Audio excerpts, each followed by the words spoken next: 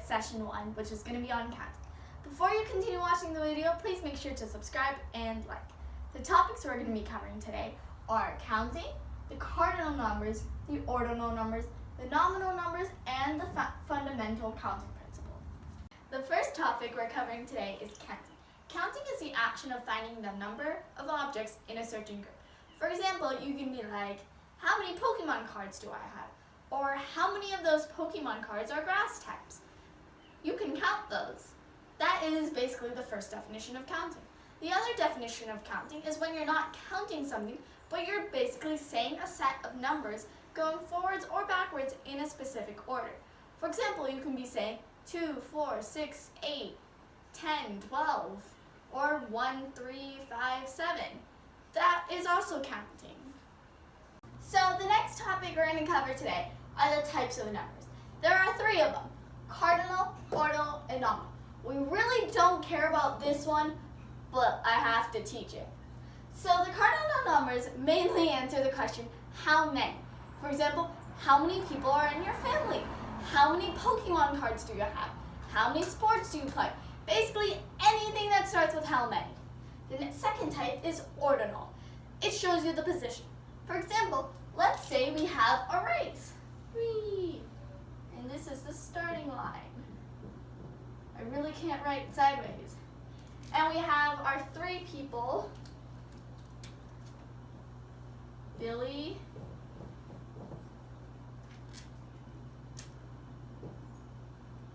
Bob,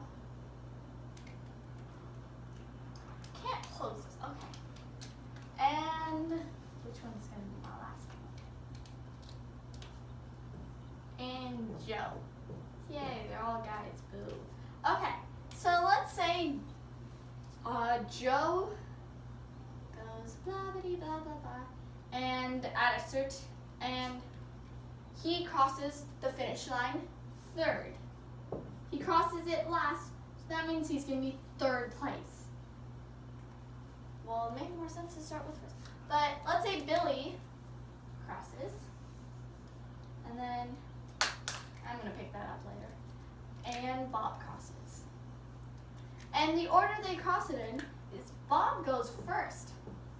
He's the first one to cross the finish line, so he's the winner. But he's the first. First. Billy is the second person. He crosses it after Bob, but before Joe. So he's second. And Joe crosses last. No one really knows about him, but he's going to be 3rd. So the order that's going to be is 1st, 2nd, 3rd. Bob, Billy, Joe. So that's basically ordinal. I'm just going to pick this up. And we mainly use them for showing what place you are. So mainly competitions. I doubt we have any other use for them. And then nominal. Like I said, no one really cares about this, but they are numbers that represent a name, person, or location. So a person, if they're playing soccer and they have a number on their jersey like 3 or 8, those were my numbers when I played soccer, they would say that would be the nominal name for me. A location would be, if I were to live in Agora Hills, my zip code would be 91301. If I were to live in Oak Park, it would be 91377. That is an example of location. And the name is, if someone has a number for their name, which I doubt they do, but it would be really sad if they do, then that would be their nominal name. So that's it. These are all the types of numbers. And I want you guys can comment below how many family members, Pokemon cards, or basically anything you count, or if you ran a race, if you were 1st, 2nd, 3rd, or anything else, and if you have any of these things. Probably don't have that, but you can have a soccer jersey or any jersey number and your zip code. So the last and probably most confusing topic we're going to cover today is the fundamental counting principle. You can say that again if you need to, because it's really weird. Fundamental counting principle. Okay, so it basically m ways of doing one thing and n ways of doing another, to do both, it's going to be m times n ways. Right here, like I already underlined. So I'm going to show you an example while sitting on my perfect chair. Okay, so let's say, what color shall I use? You have an option of a bowl or a cone for ice cream. And you decide that you either want, since I have the colors pink and green, I'm just going to do strawberry,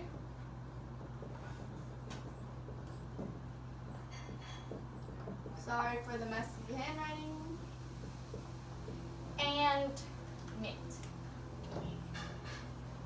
I just have the colors, so I chose these ice cream flavors.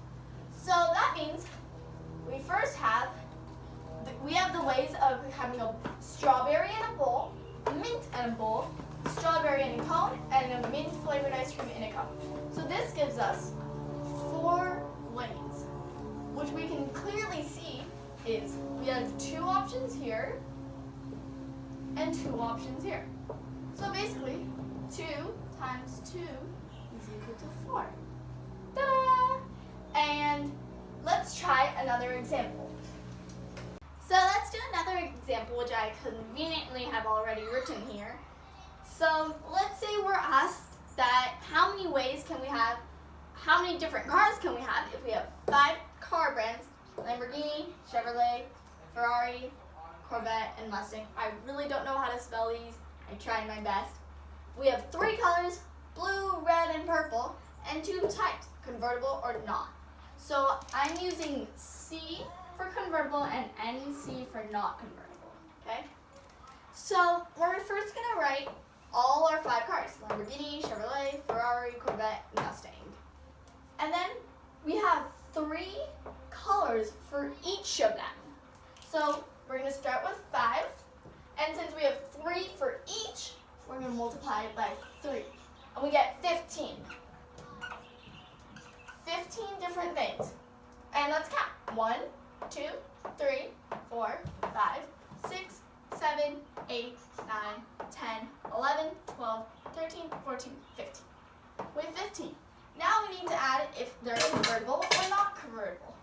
And we have 2 each for these 15. So we're going to multiply it by 2 to get 30, which is going to be our answer.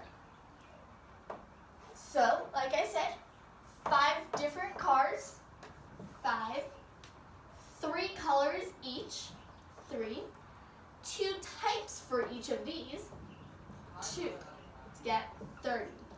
And you can also try this by counting each of these. 1, 2, 3, 4, 5, 6, 7, 8, 9, 10, 11, 12, 13, 14, 15, 16, 17, 18, 19, 20, 21, 22, 23, 24, 25, 26, 27, 28, 29, 30, which is our answer.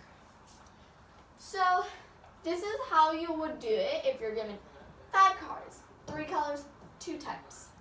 So I'm going to give you an example problem like this. Let's say we have 10 car brands, 5 colors. Sorry for all the big numbers. And 2 types like before. It'd be amazing if you guys can comment below and give us your answer for this. And if you want, you can also say how you did it, and we'll see if you're right or not.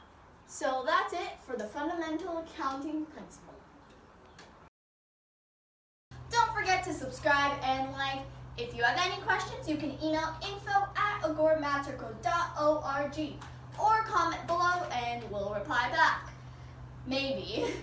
And if you want to see practice things or anything about us, you can visit our website, which is basically the end of the email, but without the info and the end. So bye!